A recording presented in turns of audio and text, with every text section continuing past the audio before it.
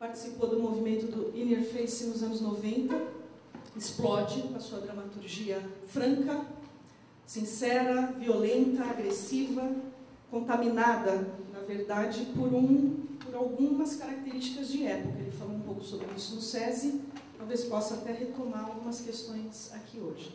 Ele precisa sair ao 12h30, ou melhor, ao 12h30 nós terminamos, porque às 15h para 1 um táxi o pega e o leva ao aeroporto. Então tentemos aproveitar ao máximo essa 1h30 que temos com ele aqui. Tá? Eu vou rapidinho apresentar o Nilson, para quem não conhece, e nós temos mais convidados aqui hoje também. Quero agradecer a presença da Érica, que é a nossa diretora de comunicação, aqui hoje, prestigiando este evento aqui, que é bastante importante. Nilson já sabe que vocês são autores maravilhosos, vendi essa ideia para ele, e eu, na verdade, não queria nem apresentar mais, Tato, eu queria só falar que todos já sabem quem é ele, que o Tato Consorte foi convidado, trabalha conosco na escola, um dos assessores importantes da pedagogia, da direção, e ele é diretor, aliás, bastante indicado a prêmios como diretor e também por textos que ele dirigiu da Daniela Pereira Carvalho, que é uma autora jovem do Rio de Janeiro, muito importante no contexto brasileiro, e dirigiu também recentemente Realismo, peça do Nilson, indicada como melhor direção. Essa ainda não foi, recentemente fez uma temporada belíssima lá. Temos como convidado também o André Pink. O André Pink é um diretor brasileiro, mas mora em Londres. I started writing a long time ago, the end of the 80s, and as a child both my parents worked in the theatre in Scotland, and up until the 1970s in Scotland there was no real theatrical legacy, there was no history or body of work in Scotland. So in the 70s a few companies really forged the beginning of modern Scottish drama. And I was a kid, you know, going around rehearsal rooms and in tour bands during that time.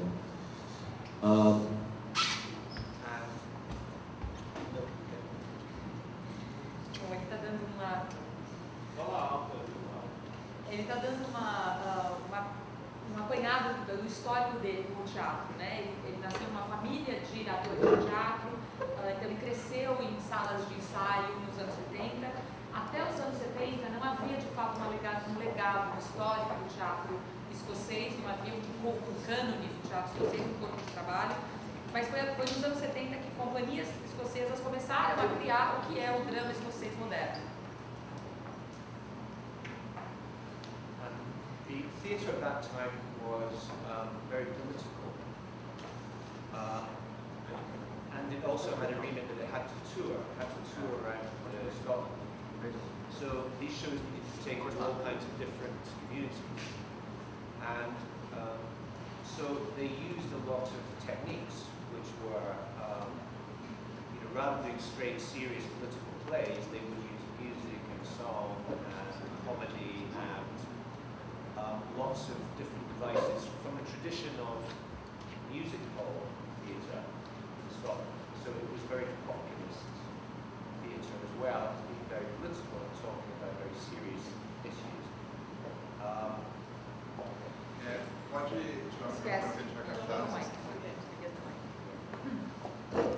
Então, nos anos 70, o teatro escocês, que começou a se desenvolver, era muito político e fazia turnês pela Escócia, então visitava diferentes comunidades. Para passar essa mensagem séria e política, eles usavam de várias técnicas. Usavam músicas, canções, comédia, uma tradição de teatro de variedades, até, que é forte na Escócia. Então era um teatro sério e político, mas ao mesmo tempo buscava esse apelo popular. Yeah, and that belief that theatre could be both very serious and very accessible and populist is something that has informed all of my writing to this day. Essa união do teatro sério e político com um teatro acessível é o que são características do teatro dele até hoje. Also because my mother was an actress and my father was a director, I had a kind of unusual relationship to theatre. And I remember quite a defining moment when I was watching a play which my mother was acting. And there was a moment where her character finds out that her husband has died at sea in an accident. My mother, the character let out a scream of grief. And at that moment I experienced the play on two levels. I experienced it as I was watching a drama, and I experienced it on a personal way, as you do when you see your mother or your parents scream in horror or something. Teve momento que definiu a relação dele com o teatro, foi quando ele, assistindo a mãe dele, que era uma atriz, o pai era diretor e a mãe era atriz, o que criou essa relação diferenciada dele com o teatro. E esse momento que definiu a sua relação com o teatro foi quando o personagem da mãe dele, em cena, soltou um grito, porque a personagem dela tinha recebido a notícia que o marido tinha morrido num acidente marítimo. E foi ali que ele viveu duas coisas ao mesmo tempo, se dividiu em dois níveis. Um, ele vivendo o drama, aquela peça de teatro, mas ao mesmo tempo ele recebeu de um nível pessoal, como você recebe se você vê a sua mãe gritando, em horror. And I never forgot that moment where very visceral, personal experience I was having fused with content of the play. And again, that feeling is something I've always wanted to give to audiences, to recapture that visceral jolt of theatre that you can only really get from a live art. Então esse momento que foi extremamente visceral, foi uma experiência visceral para ele, mais que no nível pessoal, mais o conteúdo da peça que ele estava vivenciando, é essa união, esse sentimento, essa sensação que ele quer trazer para o público dele. E essa sensação você só consegue no meio ao vivo, como é o teatro. So anyway, as with all children, I wasn't really interested in doing what my parents did. But eventually realized I couldn't do anything else really, and so I went to drama college to train as an actor. And then I was thrown out of that drama college after a year of being there, and I decided to write something, and I don't know why I decided to write something, I just did, and I hadn't really thought about being a writer before then. And that play was put on the radio, and I got an agent, and then my career as a writer started. Bom, como todo jovem, ele não queria seguir a carreira dos pais, mas ele acabou descobrindo que não dava para ele fazer nada mais além do teatro, e ele começou a fazer interpretação, né, faculdade de teatro como ator, mas ele foi expulso depois de um ano, e foi aí que ele não sabe exatamente por que ele decidiu escrever alguma coisa. E esse texto, ele nunca tinha pensado em ser escritor antes, e esse texto acabou sendo indo para o rádio, a partir disso ele conseguiu aparecer um agente, e a carreira dele desenvolveu a partir disso. So then I saw an opportunity as I started writing theatre plays. The very first theatre play I wrote was directed by somebody else, but the next play I wrote I decided to direct myself, because I'd always quite liked the idea of directing. So I got together with some friends, and we started work on a show called Normal,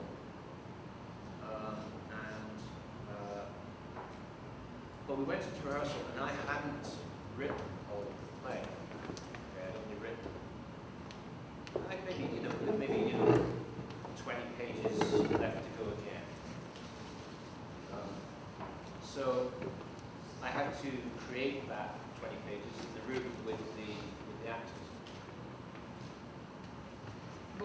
então foi a partir daí que veio essa oportunidade de ele descobriu essa vocação para escrever peças. A primeira ele não dirigiu, ele só escreveu, mas logo a seguir ele começou a dirigir suas próprias peças, gostou da experiência, gostava da ideia.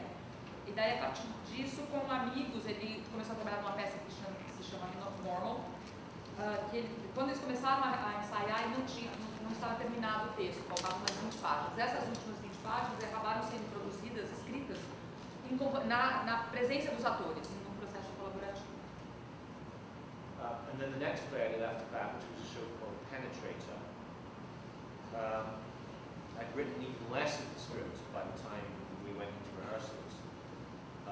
So I had to devise most of that with the actors. So it wasn't a conscious decision to start working the way that I did. It was just, I was like really disorganized. I hadn't got it together.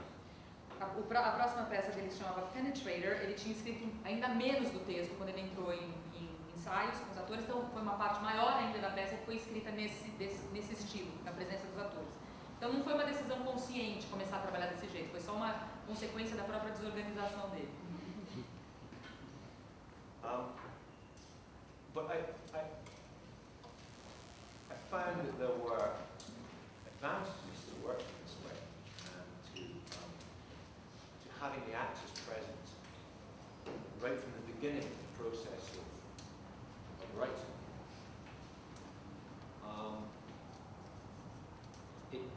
It was not a process of devising in the sense that actors would improvise something and I would take dialogue that they were speaking. It was more that I would begin to tailor the script, tailor the play to the actors who were doing it. So I would observe the actors and I would work in jokes that they had between themselves, and I would take bits of ideas, sometimes quite lateral ideas, that would come out of the rehearsal room. I would change the direction that I thought that I was going to go in, depending on the actor's abilities. The play began to form around the people in that room. Então, ele começou a perceber certas vantagens de trabalhar na presença dos atores. O trabalho dele, o estilo de trabalho dele, não é que ele pega os atores, coloca os atores para improvisar uma cena e utiliza aquele diálogo a partir daquela improvisação. O método de trabalho dele é diferente.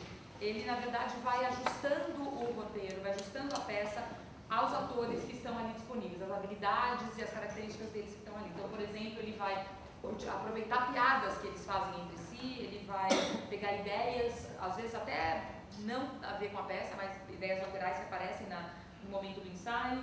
Às vezes ele mudaria de direção dependendo das habilidades dos atores que interpretaram os papéis. It also meant that I had to think in different speech patterns, and it meant I would look at the subject matter from a completely different point of view, the point of view of the actors or anybody else who was in the room working with it. So it seemed to firstly be a more sociable way of working than sitting alone writing, and it also expanded the possibilities from the repertoire of voices and themes that we have we carry with us in our own head. A partir disso, ele percebeu que ele podia pensar em outras vantagens desse método de trabalho, é que ele poderia trabalhar em diferentes padrões de discurso, diferentes discursos, né? Não eram só as ideias dele, a forma de pensar e de falar dele. Outra vantagem, o próprio assunto que ele estava tratando, ele tinha outros pontos de vista dos atores e de outras pessoas que estavam na sala de ensaio, além dos dele próprio. Então, além de ser uma forma mais sociável, menos solitária de trabalhar, também era uma forma de expandir o repertório próprio.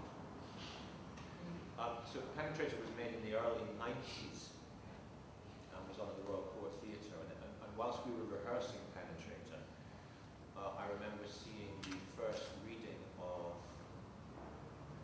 Sarah Kane's Blasted. And then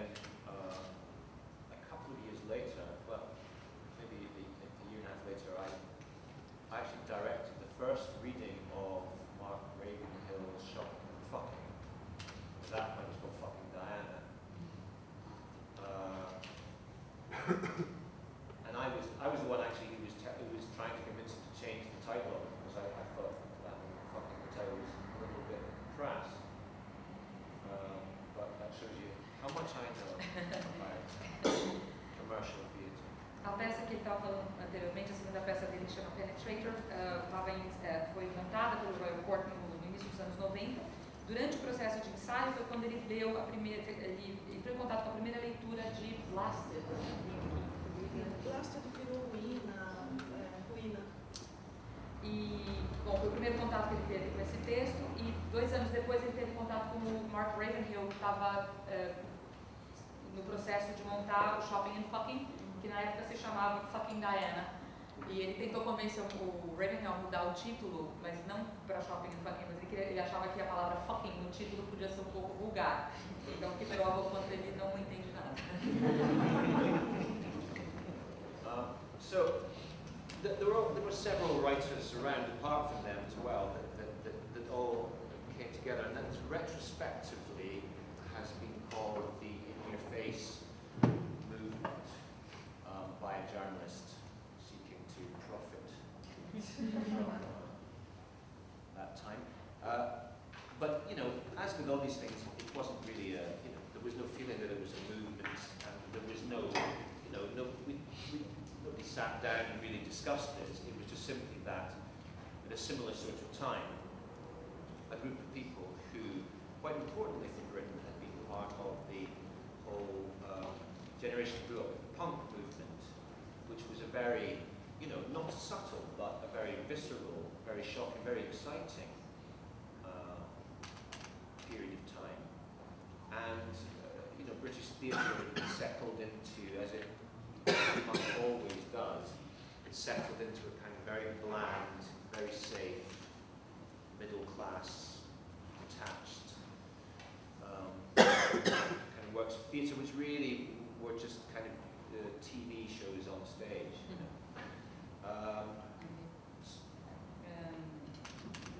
Então dá para perceber que estavam vários nomes do teatro, vários autores estavam se reunindo, e o que acabou formando o movimento In Your Face, que esse nome foi dado por um jornalista que provavelmente estava querendo aparecer, né, ou aproveitar a ocasião, mas para eles não era um movimento, como geralmente acontece, né?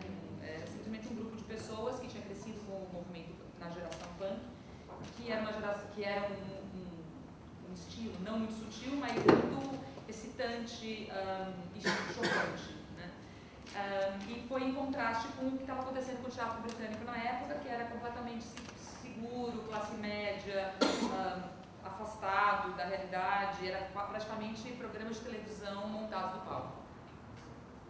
Yeah, so we just weren't excited by anything that we were seeing, and independently all felt that theatre wasn't reflecting, life and the harsh edges of life as we were experiencing it. So that's really the story of how that happened, and those type of plays began to proliferate. They were often quite visceral, and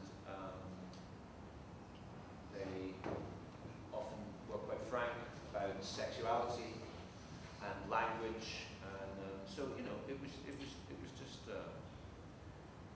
a way of battering down the doors a little bit,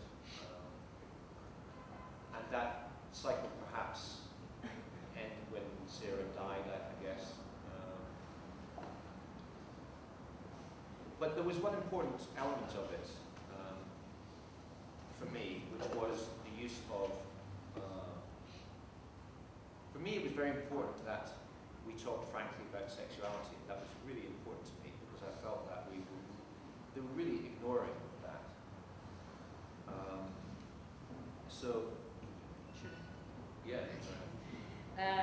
Então, basicamente, eles não estavam muito animados com o que eles estavam vendo no palco na época. O teatro não estava refletindo a vida, pelo menos as arestas mais duras, mais que é o que ele estava vivenciando na vida dele.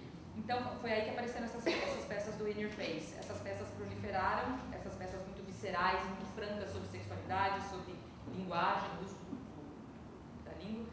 E eles quebraram algumas portas, quebraram algumas barreiras com isso. Esse ciclo terminou com a morte da Sarah Kane, mas mesmo assim, com tudo isso, um elemento que ficou muito importante para ele é esse uso muito franco, essa fala muito franca sobre a sexualidade, que tinha sido ignorada até então. So now sex is very difficult for the British. I don't mean that literally, but as a subject to deal with, it's embarrassing for them.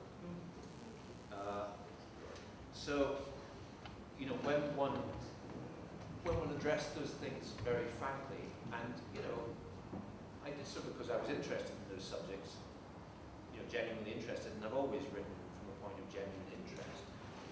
But I was aware of the fact that, you know, some of those things they were going to have some difficulty with.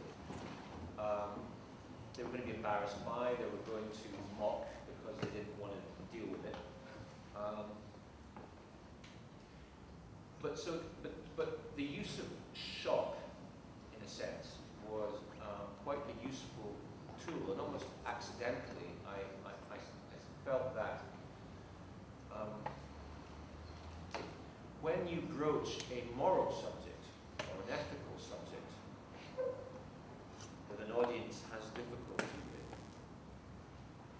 usually the source of that problem they have is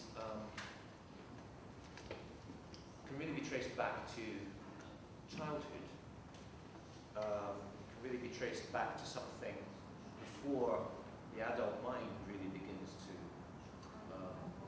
kick in. So it was interesting to me that those shock tactics seemed to disable the intellectual defenses that people would put up when watching a play. I think there was always a resistance intellectually to the emotion of the piece. People, certainly in Britain, and maybe this is generally true, are not so willing sometimes to be introspective or to go to places that they are uncomfortable with. When you breach a moral taboo, it hits them on a non-rational level. So they might bluster, but they can't really say why they object to this kind of language or why they object to this kind of sexuality, because it isn't a rational objection. You know, they can just say, well, it's in bad taste or it's unnecessary or whatever, but actually they're uncomfortable with it.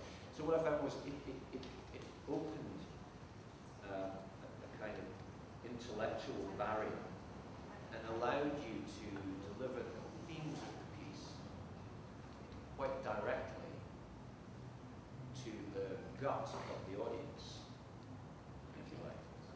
Yeah, it does. A lot. Sobre a questão da sexualidade, é um assunto muito difícil para os ingleses, para os britânicos, não o ato, mas o assunto, o tema. Então ele percebeu que quando você fala com muita franqueza,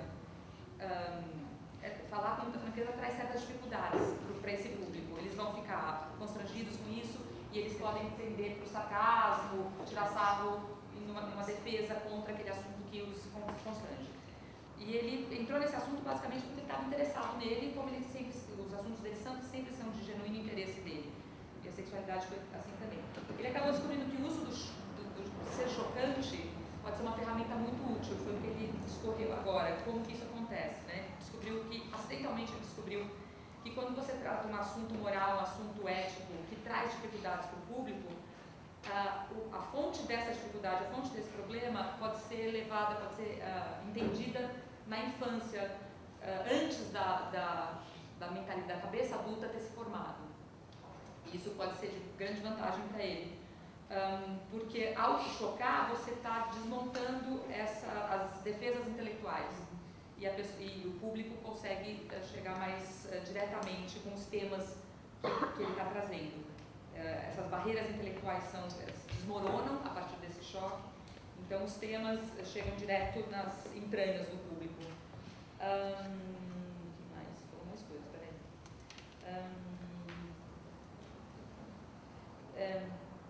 Mas é basicamente isso, porque a pergunta por que essas pessoas fariam objeções àquele tema como eles fariam à sexualidade, essa objeção não é racional, ela não é intelectual, ela é antes disso, ela é ainda na mente pré-adulta. Então é por isso que essa técnica do choque é muito útil para ter esse contato direto e visceral com os temas. And as time went on and I got better, I discovered that you could use other techniques to disable that defense, not just in the content, but in the form of what it is that you're doing. So I became quite interested in finding forms that directly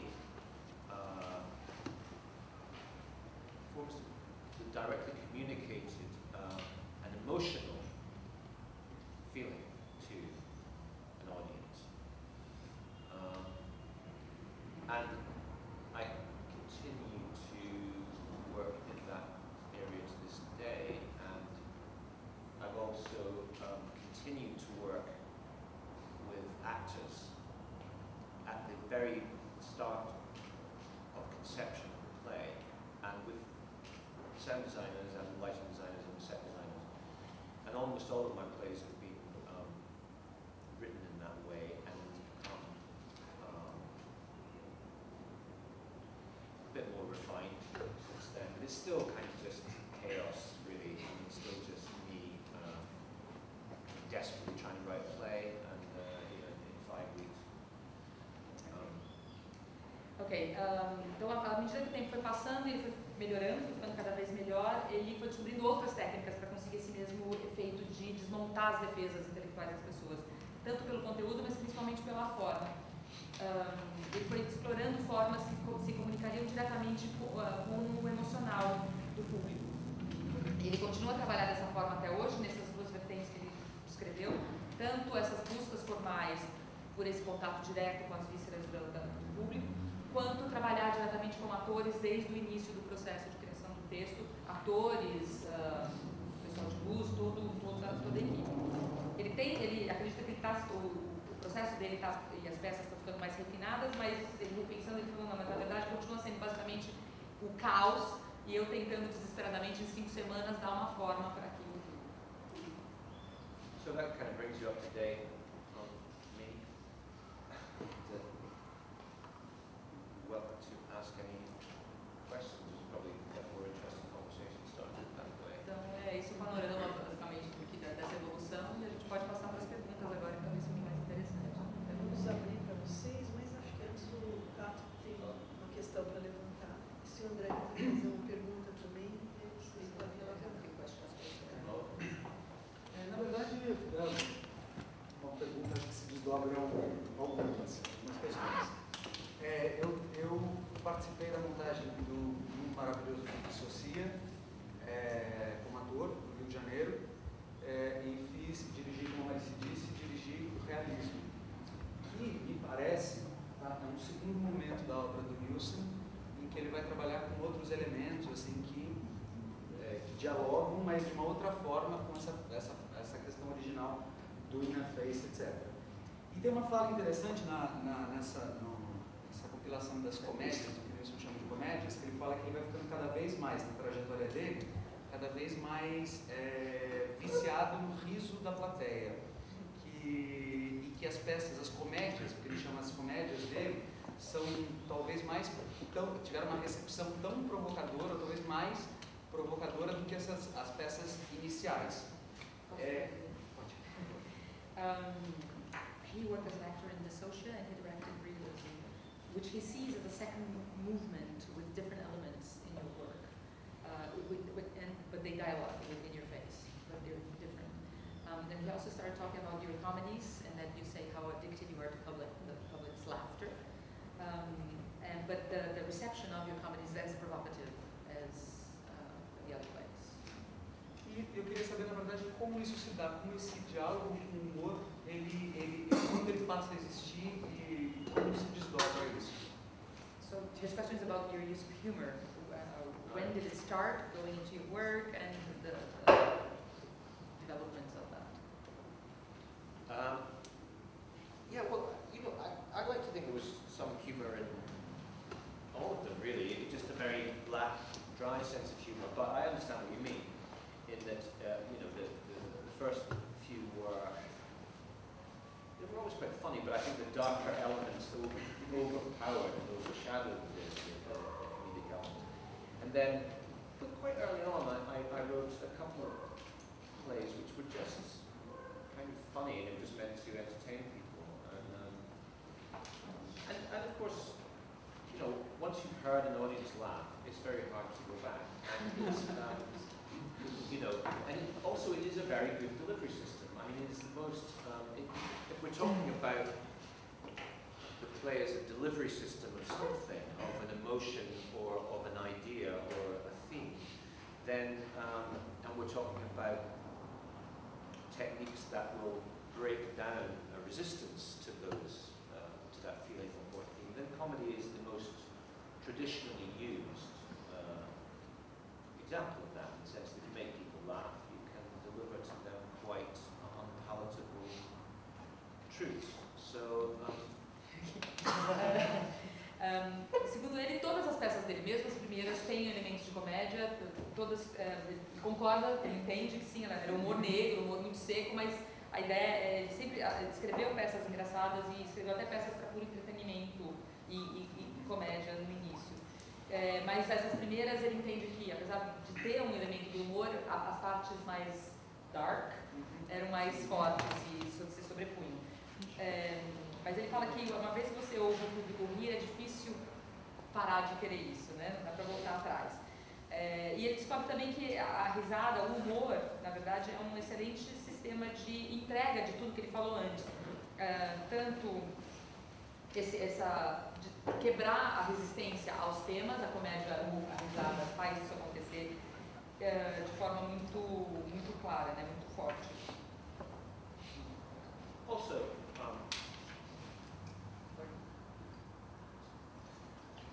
Also, what I do is, I should explain to you that the basic system of writing commissioning in the United Kingdom is that a company commissions a writer, and that writer is then told to come back in anywhere from 4 to 8 months with a first draft of that play. Now, that play is then read, and they're given notes, and they go away and they maybe do a rewrite on that. And by the time the play gets on, if it gets on, then sometimes, you know, 18 months, 2 years, 3 years have passed, whilst various people have their input into it. Só uma explicação de como funciona o sistema com as companhias de teatro e os autores no Reino Unido. O autor, a companhia pede, um teatro pede para ele uma peça, ele vai para casa, dali a 4 a 8 meses ele volta com uma primeira versão, que é lida, discutida, ele faz anotações, volta para casa para fazer outras versões. Então, no momento em que a peça é montada, se for montada, já se passaram de 18 meses até 3 anos daquele primeiro pedido. Eu tinha uma pergunta nessa vertente. Pode fazer? Por favor. Sim. Eu queria saber por que você escreve. Why do you write?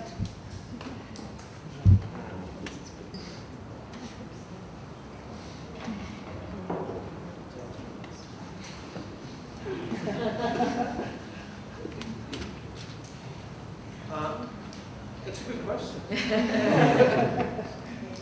I get paid to do it.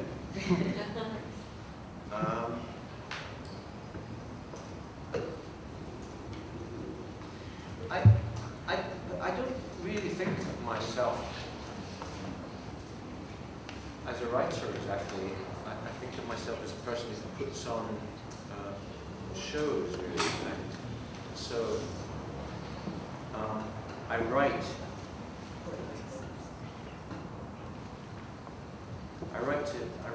because I'm trying to catch something elusive. I've never caught yet just a shoot of something. Something unresolvable in me.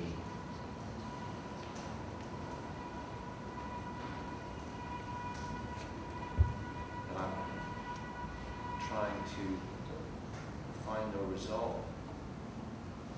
Good question, simple, but very difficult to answer. Isso é difícil de responder.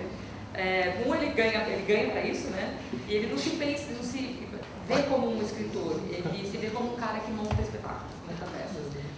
Mas respondendo a pergunta, ele escreve para tentar capturar alguma coisa insubstancial, elusiva, que ele nunca conseguiu pegar antes. Ele está buscando algo que está não resolvido dentro dele. E ele está tentando achar essa solução para essa coisa.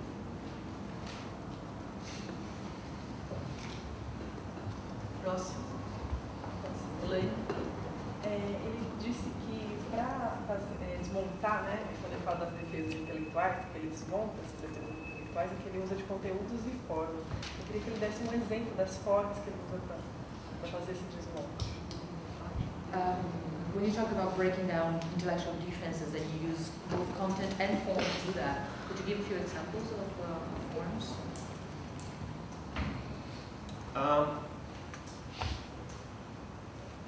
Yes, well,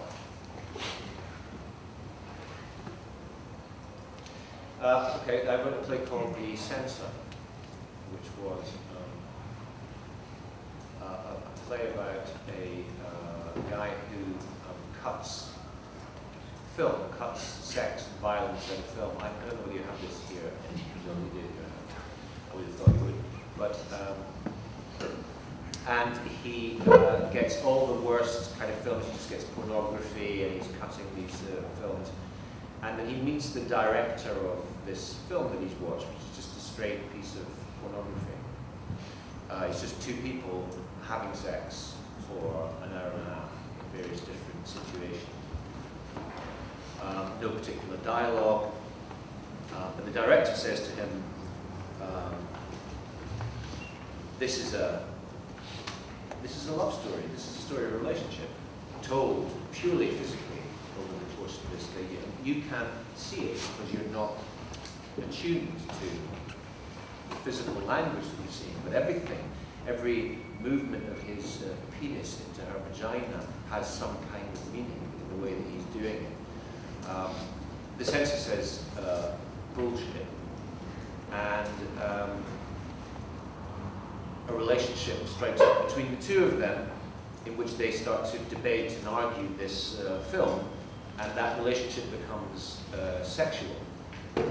Now, the censor himself has a very poor relationship with his wife. There's no communication between them at all, completely broken down, and there's no sexuality between them. And the film director, who is almost a kind of like a sexual Mary Poppins,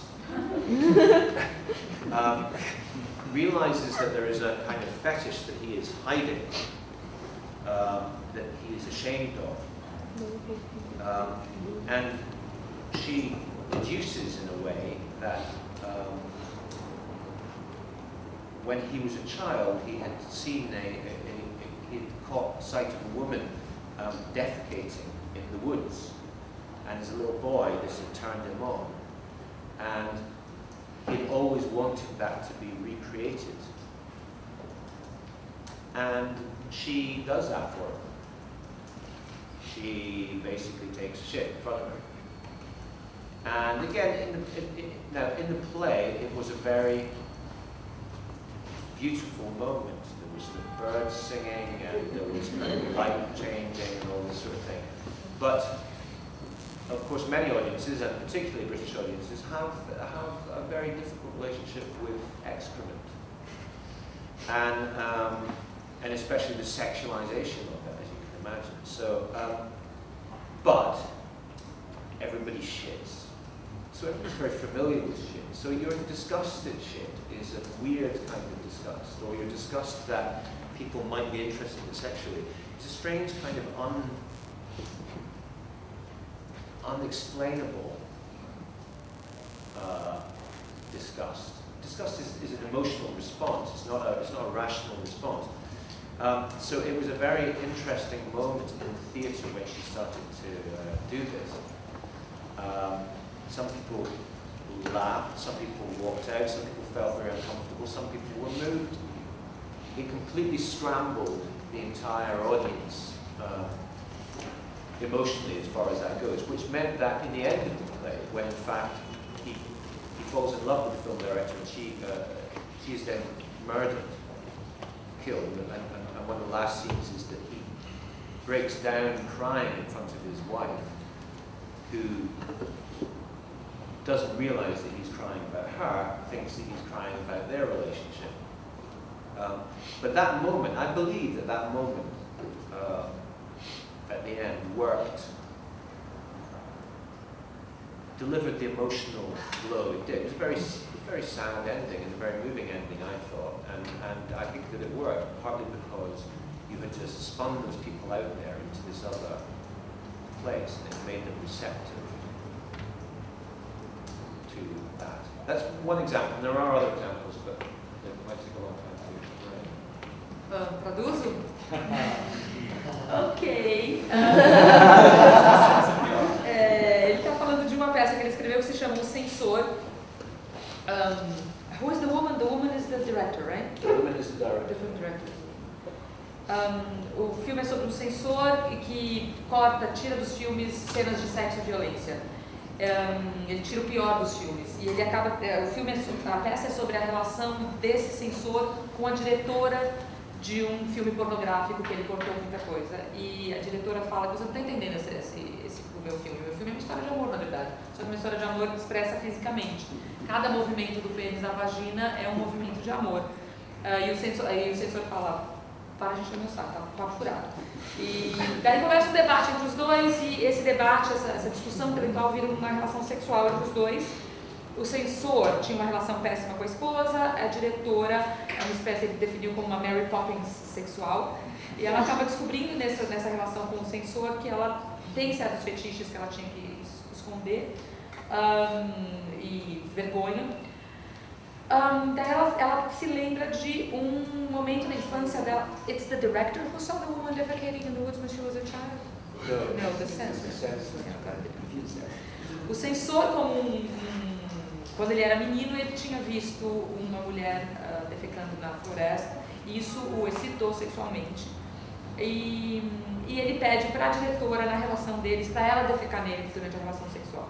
E essa cena foi feita com pássaros cantando, luzes, foi uma cena idílica e romântica, mas daí as análises dele, né? O excremento, ainda mais usado na sexualidade, é uma coisa que incomoda o público de modo geral, o que é estranho para ele, porque afinal todo mundo defeca. Então é inexplicável porque nós teríamos nojo de merda.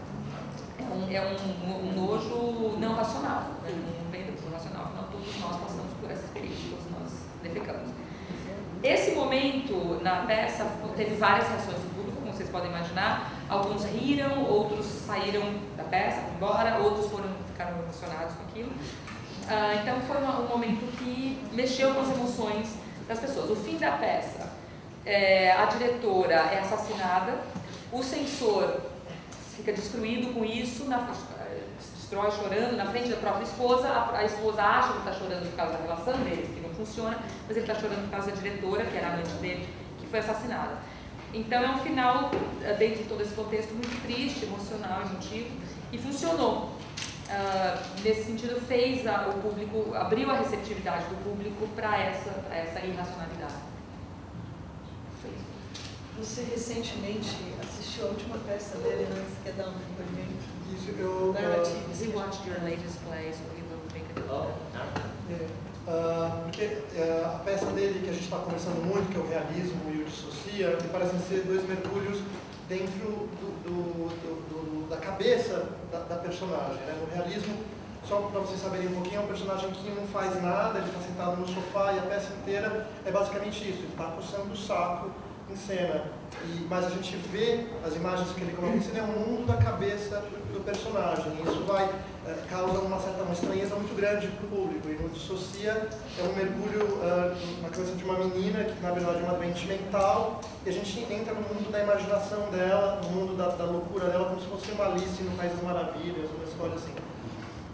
E o Narrativa, me parece ser uma peça onde é sobre as histórias, narrativa, chama Narrativa. E ele abre a peça com desenhos numa caverna, pinturas rupestres, como se fosse a primeira história do homem, a primeira narrativa. Ele começa a discutir numa voz em off qual é a primeira história do homem, qual é a primeira história que a gente contou. E aí aos poucos vai entrando na história dos personagens que estão em cena, e todos os personagens são ou atores ou pessoas que trabalham com o universo de contar histórias também para ganhar dinheiro.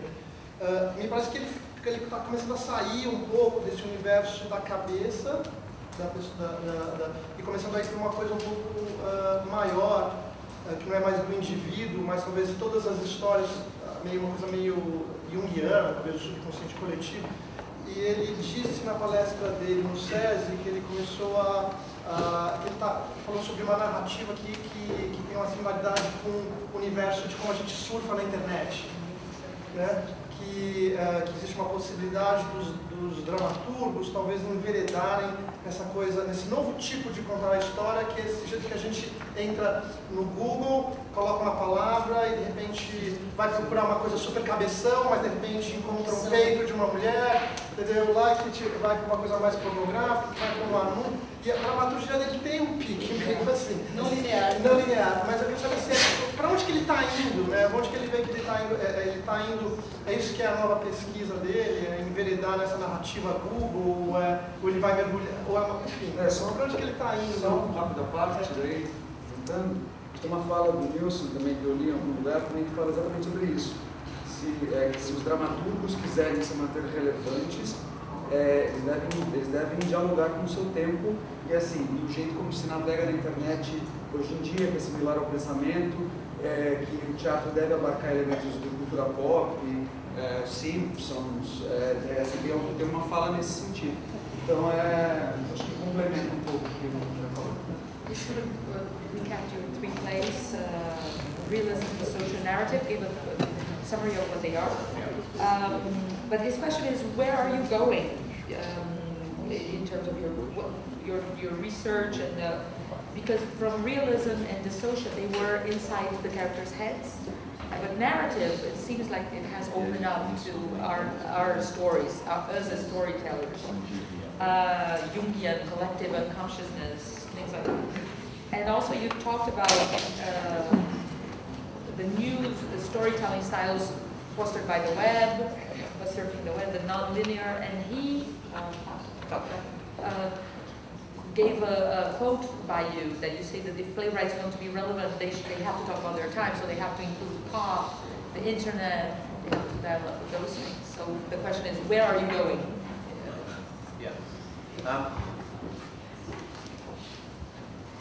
So the last play I did, the 2 plays, Realism and Dissociate, were very much about exploring the internal mind state of people. I also wrote another play called Relocated, which was in a similar vein, but the main aim of that was to scare people, basically. It was a kind of a sort of horror show in a way. But the last play I did was a play called Narrative. And this is relevant to you because I think there's something quite important, a challenge that has been offered to us all. Should we do this in little chunks? Ok. Então, concordando com o André, as 2 peças que você mencionou, de fato, era dentro da cabeça de personagens. Ele adicionou Relocated, que também era, mas com um elemento de horror. E a última, que é a Narrative, ele acha bastante importante também falar sobre isso, é um desafio para todos nós, e é o que ele vai falar agora. I'm worried about the future of theatre. Estou preocupado com o futuro do teatro. And I don't know how it is here in Brazil, but certainly in most of the Western world, theatre is, the average audience for theatre is getting older, and they're going to die, and they're not going to, it doesn't seem that they're going to be replaced with quite the same numbers, that we need to sort of keep that audience going at that level, or to do what we would probably all hope to do, which is to expand that sector even further. Não sabe como é no Brasil, mas na maior parte do mundo ocidental, o que está acontecendo com o teatro, o público, a idade média do público é bastante elevada, e esse público vai morrer, e ele não vê esse público sendo substituído em números iguais, ou que seria desejável, até maiores. And there's a number of reasons, I think, why theatre is falling out of favour with younger audiences, and there are a lot of different reasons. Some of them are logistical. Some of them are class-based, I think. But we can't really do much about those things. What we can do is look to what it is that we are making, and what it is that we are creating for that audience. We've got to stop blaming them, and we've got to look at ourselves and look at what we're presenting. Então tem vários motivos porque isso está acontecendo, porque o teatro perdeu o favor do público jovem, pode ser de ordem logística, pode ser de ordem até de classe social, mas não importa as razões, a gente tem que parar de olhar, de culpá-los por se afastarem do teatro, mas pensar o que nós podemos fazer para evitar que isso aconteça. I think we're at a very exciting time, potentially, for the whole idea of story and narrative. I think that it's about to change in a way it hasn't for hundreds of years. And I think that change is going to be inspired and by modern technology, like the internet, and the way that our brains are beginning to change in order to deal with that new technology. E acho que a gente está vivendo um momento muito excitante para a narrativa, para a contação de histórias. E está para acontecer, está iminente uma mudança na narrativa, uma mudança que não acontece há vários séculos. E essa mudança está sendo promovida pela tecnologia moderna, pela internet e também pelas mudanças nos nossos cérebros que essa nova tecnologia está fazendo acontecer. The whole idea of the well-made play, or the idea of a hermetic sealed story that takes place with the usual dramatic unities, seems increasingly less relevant to me now. O conceito da peça bem feita, com história fechada, das três unidades, de tempo, espaço e ação, estão se tornando cada vez menos relevantes nos tempos modernos. There are a lot of writers currently struggling with how we represent the internet and how we represent all those elements on stage. And I think that for a lot of them, they're missing the point. It's not necessary for us to see the internet on stage any more than it was necessary for us to see phones or mobile phones. It's no more interesting than that. Vários autores estão lutando com como representar a internet no palco, mas para ele isso não faz o menor sentido, porque a gente precisa ver a internet no palco, nós precisamos ver celulares, telefone no palco para falar sobre isso. What's important is to find narrative structures that are analogous to the way that we are using those technologies. The internet as a narrative, okay, every time you sit down on the internet, a narrative unfolds. It begins with you. You set out on a journey somewhere.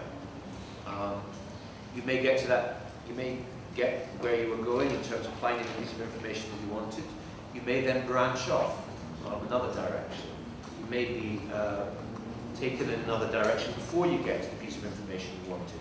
You may be constantly returning back to a base and venturing out again.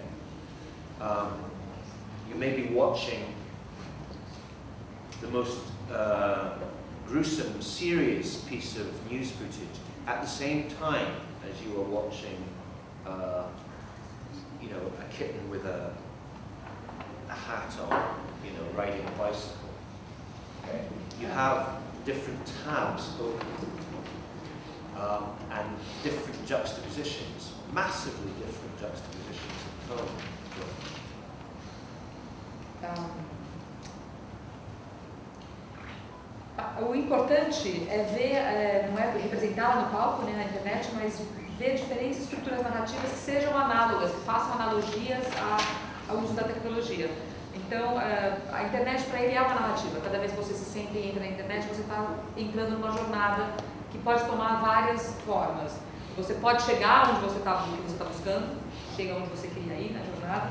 Você pode ir para outros lugares, fazer várias ramificações. Você pode voltar para a sua base. Você pode, ao mesmo tempo, estar assistindo um pedaço de notícia horrível, enquanto você está olhando uma criança de chapéu andando de bicicleta. Então, essa justaposição de diferentes tons é típico da internet. And the journey that we set out on might end within that session, and another journey will begin, and that journey will not end during that session. The only thing that gives your journey through the internet coherence is you. You are the only thing that coheres those different subjects and those different elements. A sua jornada pode terminar naquele dia para começar outra, pode não terminar. A única coisa que dá coerência a tudo isso é você. So it may be that the structures we need to start looking at are not structures which were based on out-of-date sociologies, social structures. For instance, you know, we used to get married to one person, have one job, have kids by that one person. This doesn't happen anymore. The idea of endings is not the same as it was. Gente, acho que agora estava esquentando, né? Já podia caminhar por mais 1h30. Quero muito agradecer a presença do Nilson, quero agradecer a possibilitação da vinda do Nilson aqui para a SP via extensão cultural, via pedagogia, agradecer a presença dos entrevistadores e espero que o Nilson volte para uma nova oportunidade. Obrigada, Fernanda, também, obrigada a vocês que ficaram.